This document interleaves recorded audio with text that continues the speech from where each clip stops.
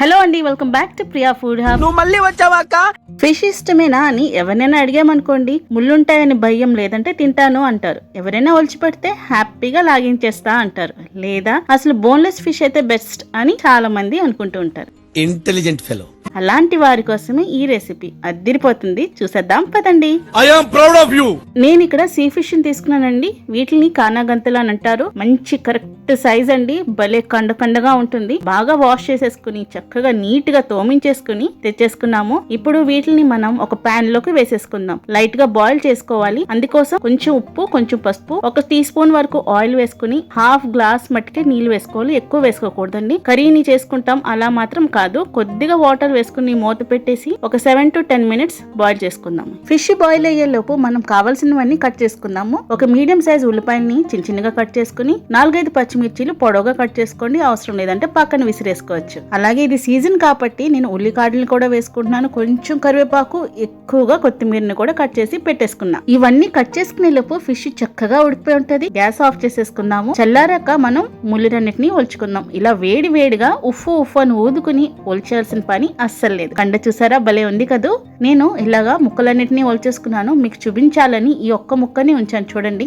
ఈ ఫిష్ కున్న స్పెషాలిటీ ఏంటంటే కార్నర్స్ లోని ముళ్ళు ఉంటుంది, మధ్యలో ఒక్క ముళ్ళు ఉంటుంది అంతే. వీడియోలో చూపిస్తున్న విధంగా పైనుంచి ఇలా కండంతటిని కూడా సెపరేట్ చేసేసుకోవాలి. అలా చేసుకున్న తర్వాత మీకు సెంటర్ లో ఒక ముళ్ళు కనిపిస్తుంది చూడండి, అది తీసి పక్కన పెట్టేసుకుందాం. ఇప్పుడు లెఫ్ట్ సైడ్ ఇంకా రైట్ సైడ్ కూడా కార్నర్స్ లోని ముళ్ళు ఉంటుంది. అది జాగ్రత్తగా తీసేసుకుంటే మొత్తం ఫిష్ కున్న కండంతటిని కూడా సెపరేట్ చేసేసుకోవచ్చు. చాలా ఈజీగా, చాలా తక్కువ టైంలో. సేమ్ ఇలాగే మీరు చెరువు చేపల్ని కూడా తీసుకోవచ్చండి. కాకపోతే దాంట్లో కొంచెం ముళ్ళు ఎక్కువ ఉంటాయి. ఆ రెసిపీ కూడా నేను చేశాను, మీకు డిస్క్రిప్షన్ లో ఇస్తాను, చూసేయండి తప్పకుండా.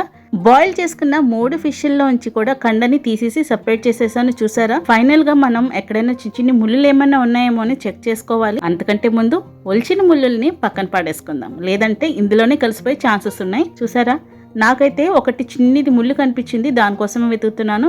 దొరికేసింది. ఇది పడేసి ఇంకా ప్రాసెస్ చూద్దాం మిగతాది. ఫిష్ కి మంచి సువాసన పట్టాలి కాబట్టి కొంచెం కట్ చేసుకున్న కొత్తిమీరని, కొంచెం కరివేపాకుని వేసుకుంటున్నాను. అలాగే కొద్దిగా ఉల్లికాడలు వేసుకుని చేతితో చిదిమేయకుండా పొరుపుతున్నట్టు చక్కగా కలుపుకోవాలి. చూడండి, నేను ఫింగర్స్ మాత్రమే యూజ్ చేస్తున్నాను. ఇలాగే తింటే అస్సలు బాగోదు కదా. తాలింపు పెట్టేసుకుందాం. పాన్ హీట్ చేసేసుకుని అందులో 3 నుంచి 4 టేబుల్ స్పూన్లు ఆయిల్ వేసుకుని కట్ చేసుకున్న ఉల్లిపాయలు, పచ్చిమిర్చి, ఉప్పు, పసుపు వేసి హై ఫ్లేమ్ లో 1 నిమిషం పాటు వేపేసుకుందాం. ఆ తర్వాత 1 టేబుల్ స్పూన్ వరకు అల్లం వెల్లిపాయ పేస్ట్ వేసుకోవాలి. ఇది సీ ఫిష్ కాబట్టి కంపల్సరీ అల్లం వెల్లిపాయ పేస్ట్ వేసుకుంటే మంచి సువాసనతో పాటు చాలా టేస్టీగా ఉంటుంది. ఇప్పుడు మంచిగా వేగిందంటే మంచి సువాసన వస్తుంది అల్లం వెల్లిపాయ పేస్ట్. ఇందులోకి ఇప్పుడు మనం కలిపి ఉంచుకున్న చేప మిశ్రమాన్ని వేసేసుకోవాలి. మంట లో ఫ్లేమ్ లో పెట్టేసుకుని నిదానంగా ఫ్రై చేసుకోవాలి. అంతకంటే ముందు కొద్దిగా కారం, కొంచెం ధనియాల పొడి వేసేసుకుందాము. పెద్ద ఎక్కువ అవసరం లేదండి. లో ఫ్లేమ్ లో కలుపుకుంటూ పొడిగా అయ్యే వరకు చక్కగా ఫ్రై చేసుకోవాలి. ఒక 4-5 నిమిషాల పాటు కలుపుకుంటూ ఫ్రై చేసుకుంటే